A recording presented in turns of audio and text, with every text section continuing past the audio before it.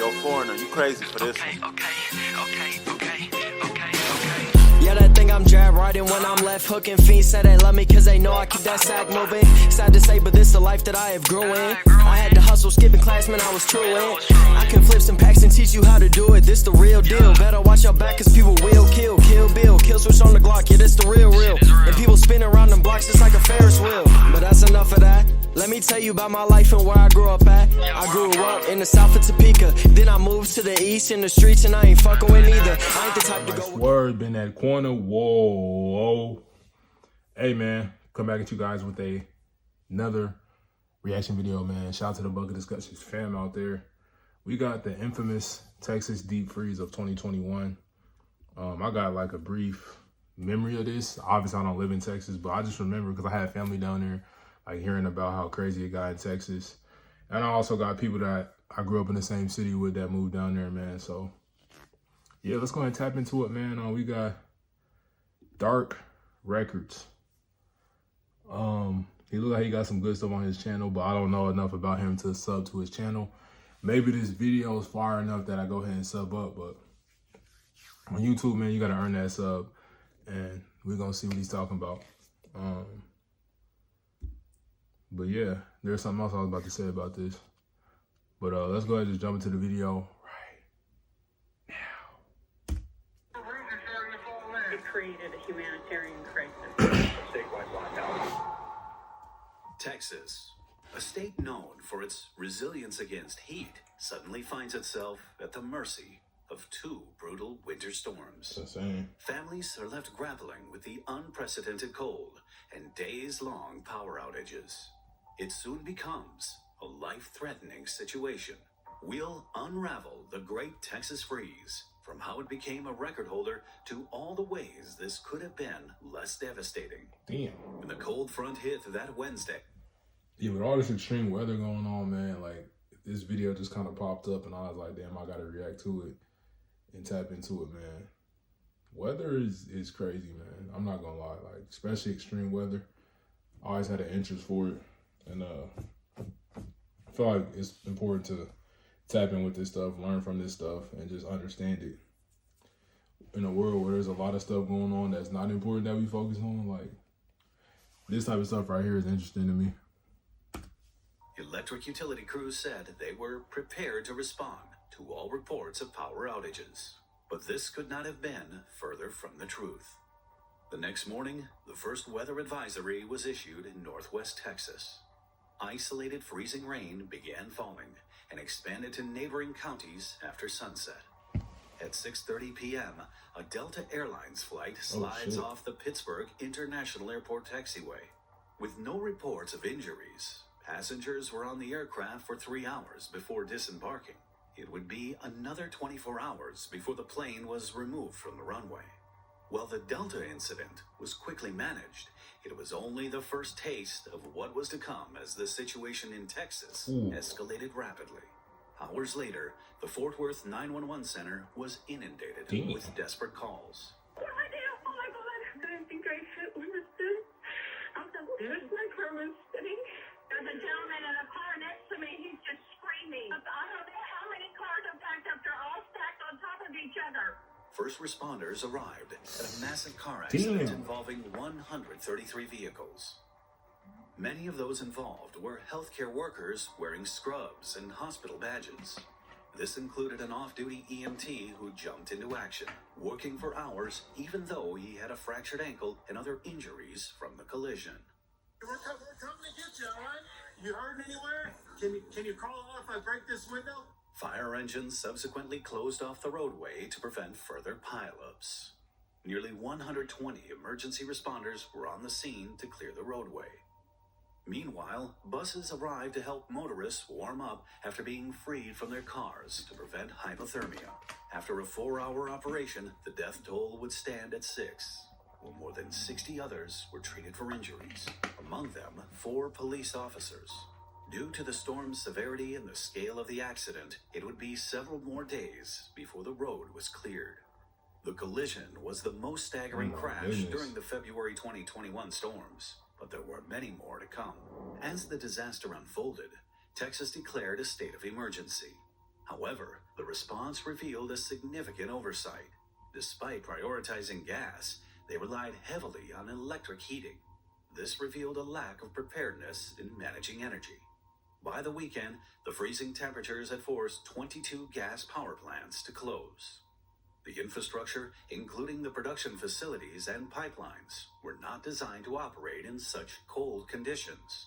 With the demand increased, prices spiked, making heating even more expensive and heightening the risks of power outages. Additionally, shutdowns across critical industries threatened to disrupt the economy, not just locally, but nationwide. As if that was not enough, an unprecedented winter event was heading straight for southeastern Texas. By the afternoon, an Arctic cold front hit with snow, sleet, and freezing rain battering the area and intensified overnight. The storm was driven by two weather patterns. First, higher than normal pressure over the polar region meant lower pressure in the northern U.S., letting extremely cold air move into Texas. And second, a polar vortex that pushed down intense bursts of cold from the North Pole. Roads became impassable, and temperatures dropped to the teens or single digits in places with wind chills below zero. This triggered the state's first ever wind chill and hard freeze warnings. Demand for electricity and gas soared as people bitterly tried to stay warm in unprepared homes. Due to the overwhelming demand, unplanned outages started happening, and soon the energy provider ERCOT issued a warning about potential rolling blackouts. That very day, President Joe Biden declared a state of emergency. In the early hours of the morning, ERCOT instructed electric companies to reduce power to prevent a grid shutdown. This action, known as load shedding, resulted in more than 3.6 million people losing electricity. Among those affected were the Beckel family, and it all started with a 911 call. The fire. We think medical, wellness check. What's going on? We have family there right now, and the last time somebody spoke to them, they fainted on the phone, and we're just trying to find out if they're okay. Okay, stand on line for Houston Medical. 1 moment. The Houston Fire Department knocked on the door 13 minutes later, but left when there was no answer. When dispatch returned the call, he didn't warn the firefighters about possible carbon monoxide poisoning. Nobody's on the scene, so Oh, shit. it's one of those things. If they get there and they have to force entry, they're gonna break the door, displace the lock. Yeah, that's fine. Do that as soon as possible. Okay. But this isn't your family member, right? I mean, this is our family. We think that they might have inhaled carbon monoxide in the garage. Why do you think that? Because of people that had called them in the morning. Why would you have been inhaling carbon monoxide is the question? Because the car was on in the garage and they were cooking because the power was up. They were trying to test their devices. Well, we have units out there. I'll let them know. I'll make a tactical decision on that incident. I'll get HPD out there. Again, they left without speaking to anyone inside. It had been more than 2 hours since the first call, and the anxious family member had heard nothing. I called 2.5 hours ago for a wellness check. I'm calling for an update. Okay, so we went out there. Did you make contact with the people inside the home? I spoke to the fire department earlier. It says the truck was there for 15 minutes, but that's all they could tell me. Okay, that's people are the same still not thing I can tell you. So I have the same information they have. There's no other update. Even though this was the third visit to the house, the fire department got lost. They arrived just around midnight. There was still no response to the knocking. However, this time, they didn't just walk away. Instead, they called with additional questions before entering the house. They went to the... I ain't gonna lie, this shit is kind of chilling. I'm like, damn. They said it was empty. Why do y'all think someone's there? Or are y'all sure someone's there? We think that a family of 2 parents and 2 children is unconscious due to carbon monoxide inhalation. Inside, all 4 family members were found unresponsive. It's believed the family had been unconscious for more than 12 hours before responders arrived. For the 46-year-old mother and her 7-year-old daughter, it was far too late. They were both pronounced dead at the scene. The father and his 8-year-old son were unconscious, but alive, and rushed to the hospital. Tragically, the front door to the family home had been unlocked all along. Later, it was discovered that the mother was using her car to keep warm. When her husband went to the garage, he found her unconscious inside the car with the engine still running. A Conroe family also woke up to an unimaginable tragedy less than 24 hours later.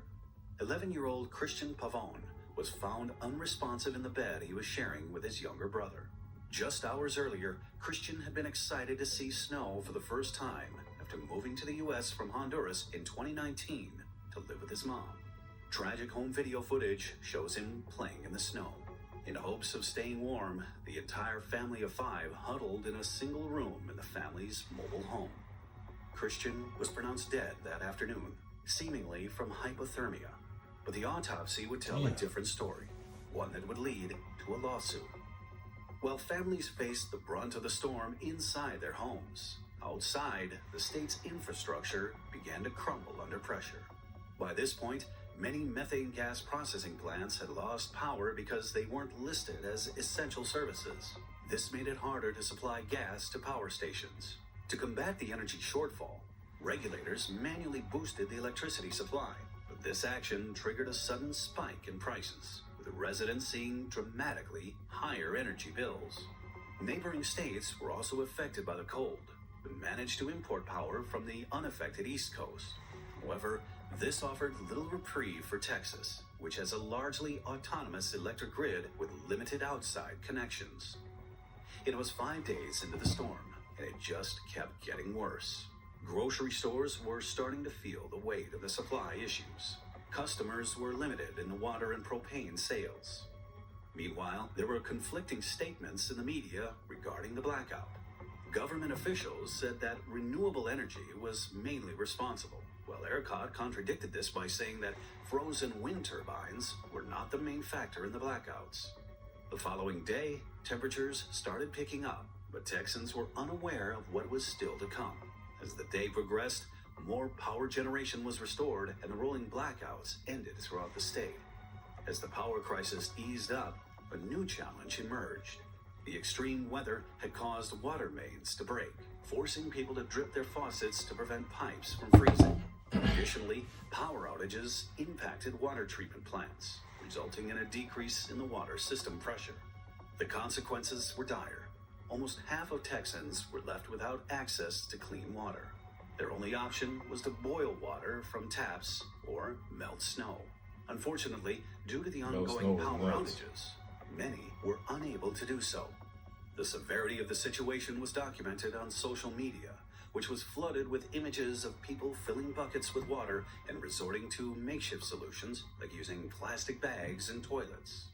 The power outages even disrupted food distribution, causing some to be turned away from queues. But for some, it was even worse. Burst pipes and water mains caused severe flooding in some homes and apartments.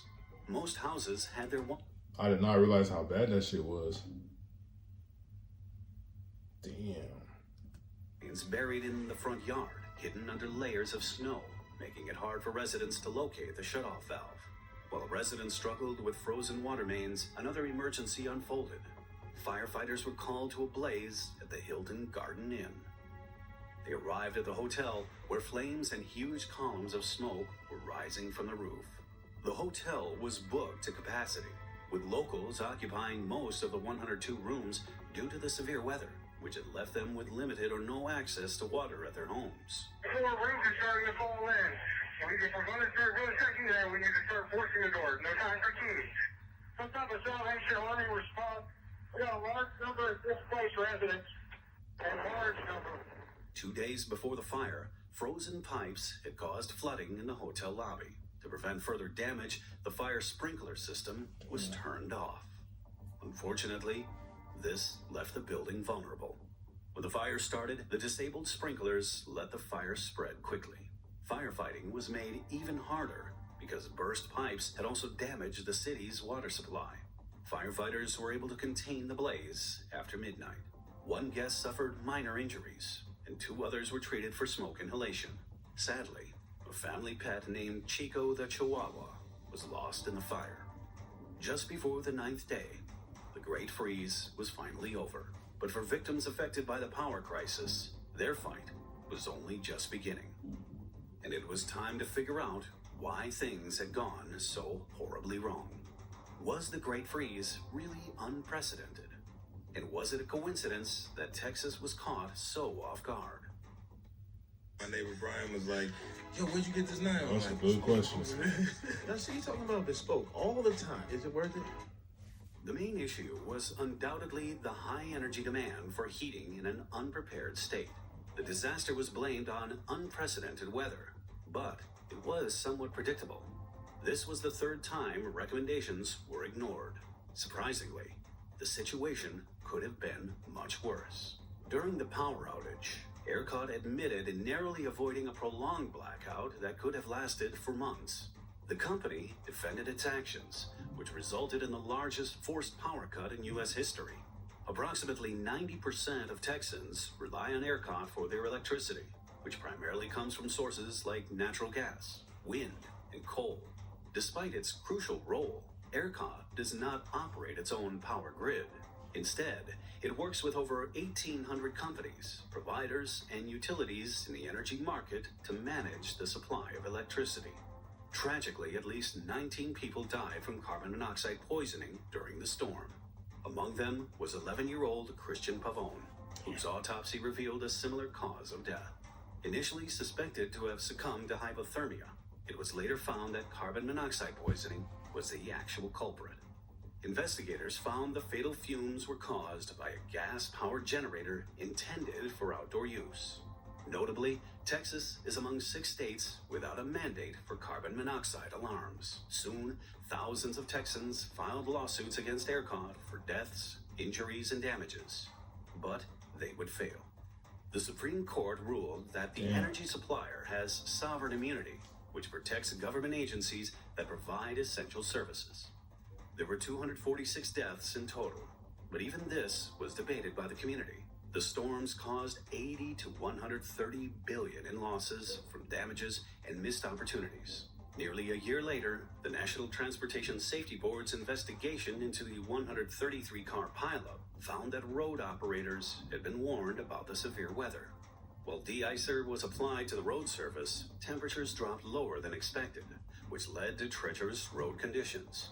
Since then, Texas has passed Senate Bill 3, which mandates the weatherization of energy infrastructure to withstand extreme weather and requires regular compliance inspections. ERCOT improved its response to emergencies and public communication, creating a more reliable grid. The Public Utility Commission of Texas also strengthened management and enforcement to ensure compliance with new standards. Furthermore, public awareness campaigns have educated residents on home insulation, emergency preparations, and the dangers of carbon monoxide poisoning. But questions remain. Will these measures handle future extreme weather? Will weatherization finally be a priority? And most importantly, is Texas prepared for future storms? Watch this episode next if you found this video interesting. Man. Man, y'all know me. I'm usually one that pauses a lot, always has a lot to say when I'm reacting to these different videos, man. But this one really left me speechless, man. It's really left me speechless. There's a lot of shit going through my head, a lot of questions that I had, man. But if anybody watching my video right now has any stories, has any experiences, actually went through this, comment down below. I love to hear them, man. I love to talk about it. Comment down below, let me know, man. And I'm gonna catch you guys on the next reaction. Go like I'm Conan, kind of with both hands. Switch the flow like it was broken. I'm on the road, man. Making plays just like DeRozan. I shoot my shot, and that shit wetter than the ocean. I brag a lot, but with the wind and come the boast in. I made a lot from them apartments that I sold in. He didn't make it up to college, so them streets where he enrolled in. I know I'm a scholar from the moments that I was exposed in.